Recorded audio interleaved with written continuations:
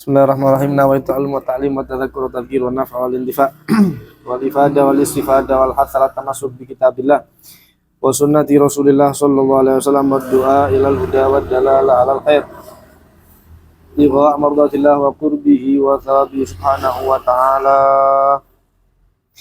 ila an qala al musannif radhiyallahu ta'ala anhu wa nafa'ana bihi wa bi ulumi fid dharain amin radhiyallahu ankum. Syurutu tayamum, membahas masalah syarat-syarat tayamum. Sak sampune kalau wingi membahas masalah sebab-sebab tayamum. Kemudian sak mangke membahas masalah syarat-syaratnya tayamum. Syarat-syaratnya tayamum nggih menika sab'atun wonten 7. Asyaratul awal yang pertama syaratnya ayyakuna biturobin, hendaknya menggunakan turab. Nggih menika napa? Debu. Tayamum syaratnya adalah harus menggunakan debu. Pertanyaan napa kok alat bersuci itu selain air itu adalah debu? Kalau air kan wajar, memang sifatnya air itu bisa membersihkan. Tapi debu niki napa? Maka dalam riwayat hadis disebutkan bahwa ketika lahirnya Nabi Muhammad SAW, bumi itu merasa bangga, senang, sehingga dia menjadi lebih barokah, lebih luas, lebih nyaman ketika lahirnya Nabi Muhammad SAW. Dan bumi itu sendiri sampai membanggakan dirinya, merasa lebih mulia daripada langit, karena Nabi Muhammad diciptakan di bumi, dilahirkan di bumi. Jasadnya, kalau cahayanya kan diciptakan di langit.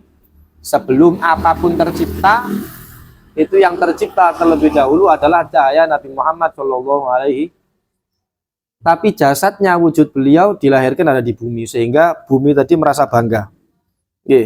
Sampai berkata bumi tadi itu Nabiyun khuliqa minni, nabi itu diciptakan dari saya, turab. Ya menika napa? Debu. Kan penciptaan manusia semuanya dari debu, dari tanah. Dan mukjizat-mukjizatnya itu ada di atas punggung saya. Rata-rata Nabi Muhammad punya mukjizat ada di bumi. Mungkin namung setunggal mukjizatnya Nabi Muhammad yang diwujudkan di langit oleh Allah nggih menika syakul qamar. Napa? Pembelahan bulan. Dan juga kata bumi tadi itu Nabi Muhammad sujud meletakkan kepalanya di atas punggungku. Dan nanti akan dimakamkan di dalam tubuhku, kata bumi. Sehingga karena merasa bangga niki wau, debu dipilih oleh Allah menjadi media kedua untuk bersuci. Makanya tayamum harus menggunakan debu. Namun debu itu sendiri ada sifat-sifatnya yang kemudian boleh untuk digunakan tayamum. Ya napa? Sing pertama debune nggih tohir, kedah napa suci. Tidak boleh kalau debu dari benda najis. Terus selain suci juga tohur, harus mensucikan. Makanya seandainya suci tapi musakmal, maka tidak boleh digunakan untuk tayamum sebagaimana air. Kemudian yang nomor 3 harus kholis murni, debu tidak boleh bercampur dengan apapun. Debu ini kedah apa? Murni. Kalau bercampur dengan sesuatu yang lain walaupun sedikit, hukumnya tidak sah, tidak bisa dipakai untuk tayamum. Nah, kemudian yang keempat ayyakuna lahu gubar, ada napa nggih istilah nggih? Bahasa Indonesia napa sih? Pokoknya debu ini tadi bisa menempel ada di kulit. Iya, dia punya hubar niku bahasa Arab. Kalau bingung maknanya hubar nih kok sana slim. Kalau pasir itu kan kalau ditaruh di atas badan itu kan jatuh. Nah, sekiranya debunya bisa lengket. Nah, niku nonton nggih, duka zat nopo lah istilahnya nggih. Cara Indonesia ini niku. Nah, itu syarat-syaratnya debu yang boleh untuk digunakan tayamum. Sing nomor kali syaratnya tayamum ayaksidahu. Kita harus bermaksud bertujuan kepada debu tadi itu. Tidak boleh kalau tidak sengaja sambil jalan, sambil kena angin diniati tayamum, mboten angsal.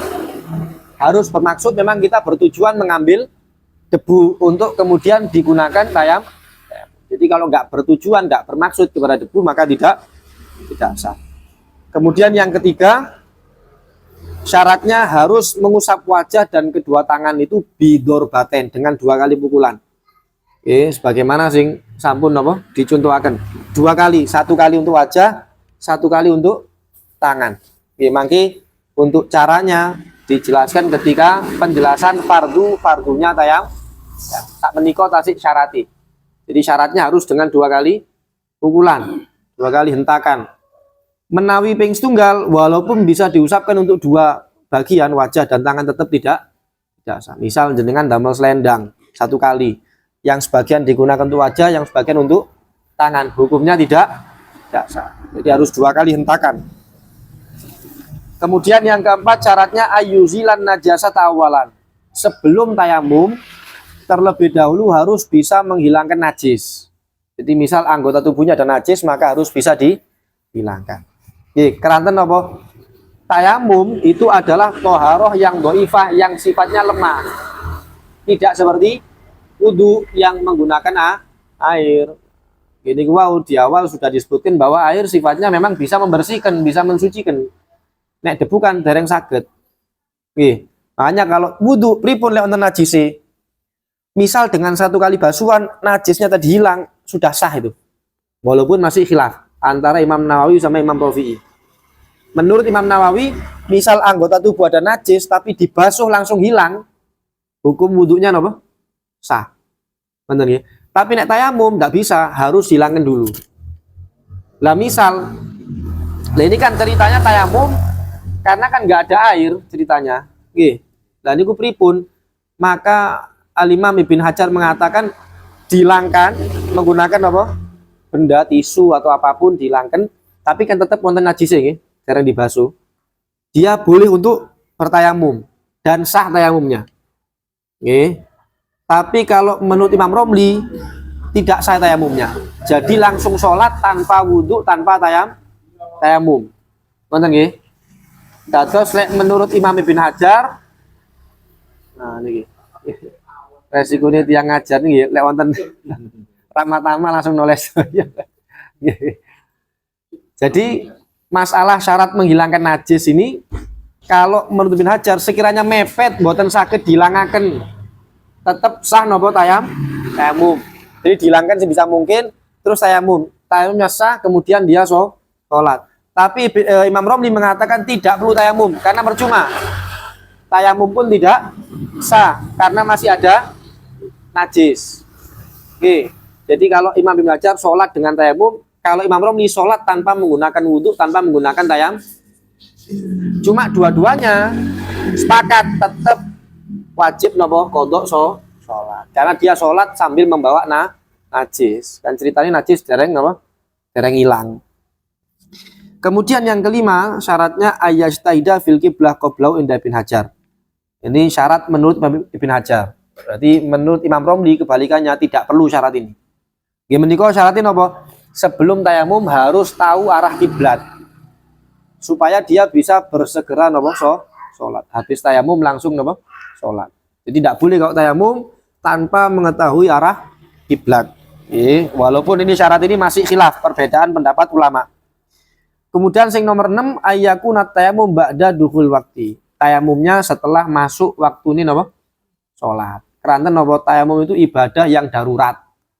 Digunakan ketika dalam keadaan kepepet. Lah mboten wonten ceritani tiang niku dereng melebet waktu kepepet mboten wonten. Kepepet niku sampun melebetin waktu. Makanya tayamum harus setelah masuk.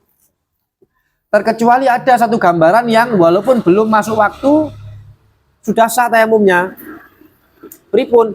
Misal jenengan badhe qodho salat zuhur. Qodhoe kapan? Di waktu duha. Jadi masih belum masuk waktu ini zuhur. Tapi kan lek qodho kan bebas waktu ini. Jenengan qodho subuh di waktu isya boleh. Qodho asar di waktu subuh juga boleh. Kan bebas waktu ini. Lah waktu duha jenengan badhe qodho salat zuhur. Akhir tayamum. Mantune tayamum nggih wonten kegiatan napa-napa kesibukan sehingga lupa belum sholat sampai melebet waktu zuhur.